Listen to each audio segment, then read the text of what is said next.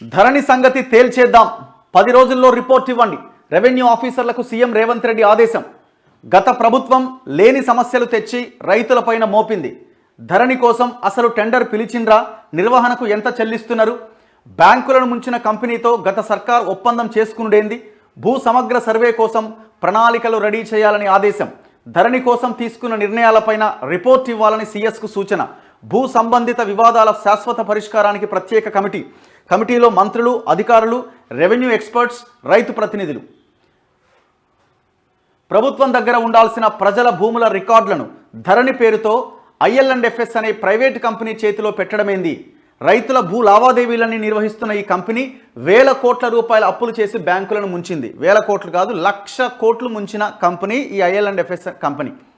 కేవలం ఒక నెల రోజుల వ్యవధిలో ఈ మొత్తం వ్యవహారాన్ని బయటపెట్టింది బక్కా జెట్సన్ గారు. మనమే కొన్ని పదుల ఎపిసోడ్లు చేసిన ఈ ధరణి సమస్య మీద. ఈ IL&FS అనే కంపెనీ, దానికి భాగస్వామిగా ఉన్న టెరాసిస్ అనే కంపెనీకి ఈ ధరణి అనే పోర్టల్ని అప్పగించారు. సో ఆ IL&FS, టెరాసిస్ అక్కడి నుంచి నెమ్మదిగా కేటీఆర్ బినామీల చేతిలోకి ధరణి పోర్టల్ వెళ్ళిపోయింది. ఇప్పుడు 100% కేటీఆర్ బినామీల చేతిలోనే ఉంది. బయట జరుగుతున్న చర్చ ఏంటంటే IL&FSలో ఉన్న వాటాలను కానీ ఈ క్వాంటెలా అనే కంపెనీ కొనుగోలు చేయడం, దీని వెనకాల మొత్తం కేటీఆర్ తెలంగాణ ప్రజల నుంచి దోపిడీ చేసిన సొమ్ముతోనే కొనేసిండని. ఆ కంపెనీకి ఎండిగా ఉన్న శ్రీధర్ గాధిరాజు అనే ఒక ఆంధ్రాకు చెందిన రాజుల చేతిలో పెట్టింది దీని మొత్తం. ఇదంతా సత్యం రామలింగరాజు, ఈ బ్యాచ్ ఒకటి ఉన్నది, రాజుల బ్యాచ్.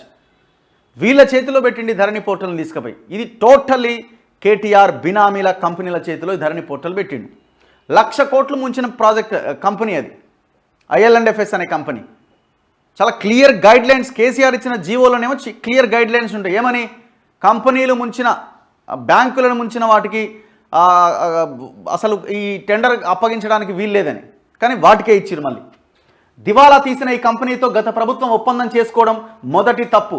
ధరణి నిర్వహణ కోసం ఈ కంపెనీ టెరాసిస్ టెక్నాలజీస్ లిమిటెడ్ అనే మరో అనుబంధ సంస్థను ఏర్పాటు చేసింది. ఇందులో 49% వాటాను 2021 నవంబర్ 25న టెరాసిస్ కంపెనీ ఫిలిప్పీన్స్ దేశానికి చెందిన ఫాల్కన్ కంపెనీకి 1,275 కోట్లకు అమ్ముకున్నది. ఏమీ లేని ఒక కంపెనీ వాటాను సగం అమ్మితే 1,000 కోట్లకు పైగానే తీసుకున్నారంటే ఆ సంస్థకు ధరణి నుంచి ఎంత సొమ్ము వెళ్తున్నదో అధికారులు లెక్కలు సమర్పించాలి.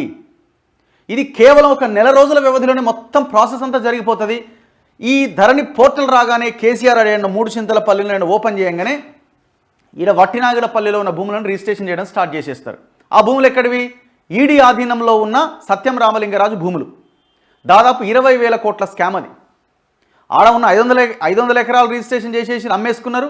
దాని చుట్టూ పాపం పేదలు నోటరీల ద్వారానో ఏదో పేపర్ల మీద రాసుకున్న భూములను వాళ్ళని బెదిరించి బయటికి పంపించి ఆ 1000 ఎకరాలు కూడా కబ్జా పెట్టేసారు. టోటల్ 1,500 ఎకరాలను మింగవతల పడేసారు ఈ ధరణి పోర్టల్ రాగానే. ఇది యాక్చువల్గా ఏ ప్రతిపక్ష నాయకుడు ఈ అంశాన్ని బయటికి తీయలే. ఒక్క బక్కా జెట్సన్ మాత్రమే ఈ అంశాన్ని బయటికి తీసుకొచ్చిండు. నేను ఆ రోజు వీడియో చేస్తే తొలి వెలుగులో ఉన్నప్పుడు కొన్ని లక్షల మంది, దాదాపు ఒక 15 లక్షల మంది ఆ వీడియోని చూస్తే ఆ తొలి వెలుగులో ఉన్న యాజమాన్యం అప్పుడు డిలీట్ చేసింది ఆ వీడియోలని. మొత్తం 80-90 మంది ఆఫీస్కి వచ్చి బతిలాడుకొని ఏదో ఒకటి చేసుకొని మేనేజ్ చేసి పైసలు ఇచ్చి ఆ వీడియోలను డిలీట్ చేయించారు. ఆనాడు అంటే ఎంత పెద్ద, ఆనాడు ఏ అపోజిషన్ లీడర్ మాట్లాడలే. ఆనాడు కొన్ని రోజుల తర్వాత ఈ IL&FS, టెరాసిస్, క్వాంటెలా ఈ కంపెనీల పేర్లు వీళ్ళు కూడా తప్పక మాట్లాడాలని పరిస్థితి ఏర్పడ్డది. ఫస్ట్ తేల్చాల్సింది ఏంటంటే ప్రభుత్వం తేల్చాల్సింది ఎవడి చేతిలో ధరణి ఉన్నది తేల్చండి. ఫస్ట్ కేటీఆర్ బినామీల చేతిలో ఉందా లేదా ఫస్ట్ తేల్చండి. గత ప్రభుత్వం ధరణి పోర్టల్ తీసుకొచ్చి లేని సమస్యలు రైతులపై మోపిందని సీఎం రేవంత్ రెడ్డి అన్నారు.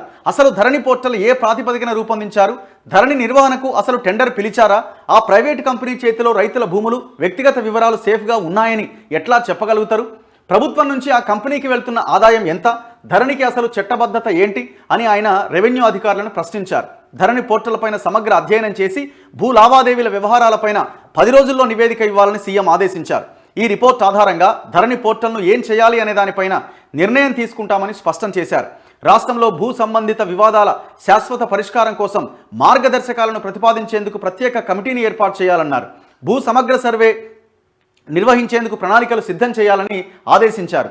ధరణి పనితీరు, భూ సంబంధిత అంశాలపైన సెక్రటేరియట్లో బుధవారం సీఎం రేవంత్ సమీక్షించారు. సో ఇది కేవలం సమీక్షలకే పరిమితం కాకుండా చర్యల దిశగా ముందుకెళ్లాల్సిన అవసరం ఉంది. తెలంగాణలో ఉన్న భూములున్న రైతులు ప్రధానంగా ఫేస్ చేస్తున్న సమస్య ఈ ధరణి సమస్య.